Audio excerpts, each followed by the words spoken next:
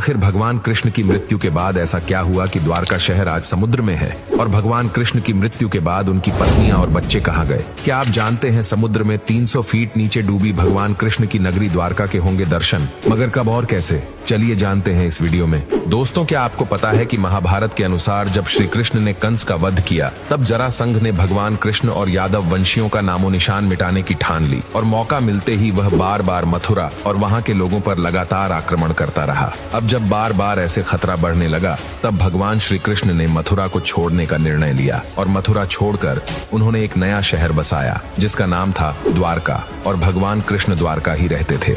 दोस्तों, भगवान कृष्ण 36 सालों से द्वारका में रह रहे थे, लेकिन अचानक भगवान कृष्ण के बाद द्वारका शहर समुद्र में समा गया। दोस्तों, पुराने ग्रंथों की माने तो इस शहर के डूबने के पीछे 2 मेन रीजन बताए गए हैं, जिसमें से पहला कारण यह बताया गया था कि भगवान कृष्ण ने महाभारत युद्ध में कौरवों पर जीत प्राप्त करी थी और दूसरी तरफ कौरवों की माता गांधारी के 100 पुत्र उस लड़ाई में मारे गए थे और इसी वजह से उन्होंने भगवान श्री कृष्ण को श्राप दिया कि जिस प्रकार कौरवों का नाश हुआ ठीक उसी तरह यादव वंश का भी नाश होगा, और उन्होंने कहा कि तुम्हारी ये द्वारका नगरी भी तुम्हारे सामने ही डूब जाएगी। अब अगर दूसरे कारण की बात करें तो एक बार कुछ ऋषि मुनि भ्रमण करने के लिए द्वारका शहर आए और भगवान कृष्ण के पुत्र ने अपने साथियों के साथ मिलकर ऋषियों के साथ मजाक करने की योजना बनाई। भगवान कृष्ण के बेटे ने स्त्री का रूप धारण करके ऋषियों से यह पूछा कि मेरे गर्भ से क्या उत्पन्न होगा।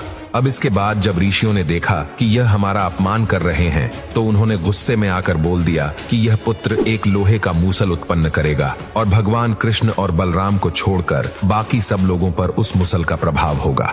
अब इसके बाद भगवान कृष्ण के पुत्र ने सच में लोहे का मूसल उत्पन्न किया और जब यह बात राजा उग्रसेन को पता चली तो उन्होंने वो मूसल तुरंत समुद्र में फेंकवा दिया और इसके बाद द्वारका में अशुभ घटनाएं घटनी शुरू हो गई, जैसे कि कभी तेज आंधी शुरू हो जाए और कभी तेज तूफान। चूहों की गिनती इतनी बढ़ गई कि रास्तों पर भी लोगों से ज्यादा चूहे दिखने शुरू हो गए। बकरे गीदड़ों की आवाज निकालने लगे। सिर्फ इतना ही नहीं, गाय के पेट से गधे और नेवले के गर्भ से चूहे पैदा होने शुरू हो गए। अब जब भगवान कृष्ण ने ये सब होते हुए देखा तो उन्हें पता चला कि कौरवों की माता के दिए श्राप का सच होने का समय आ गया। अब भगवान कृष्ण ने वहां के निवासियों को बचाने के लिए उन्हें कहा कि वह तीर्थ यात्रा पर चले जाएं। अब दोस्तों, सभी समुद्र किनारे जाकर आवास करने लग गए और एक दिन ऐसा हुआ कि वहां पर किसी कारण लड़ाई हो गई और उस लड़ाई में भगवान कृष्ण के सारे पुत्र मारे गए। अब अपने पुत्रों की मृत्यु से भगवान कृष्ण को बहुत गुस्सा आया और उन्होंने एक मुट्ठी घास उखाड़ ली और जैसे ही घास आती वो लोहे की मूसल बन जाती, और ऐसा ऋषियों के श्राप की वजह से ही हो रहा था और यहाँ से यादव वंशियों का अंत हो गया और भगवान कृष्ण ने गुस्से में आकर सभी सूरमाओं का वध कर डाला।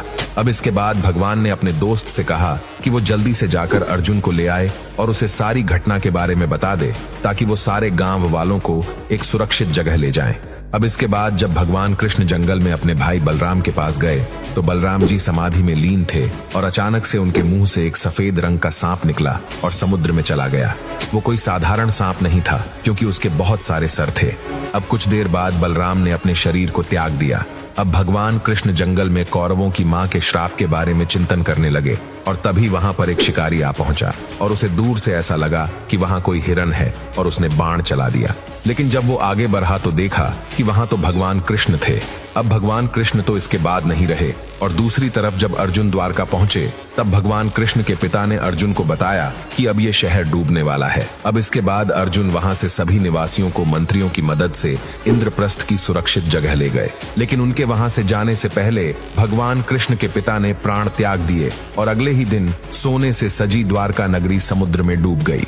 दोस्तों, एक रिपोर्ट के मुताबिक समुद्र में द्वारका शहर के पुराने सबूत मिले थे जिसमें कुछ तांबे के सिक्के भी मौजूद थे और उसके बाद ये पूरा का पूरा नगर ही खोज लिया गया।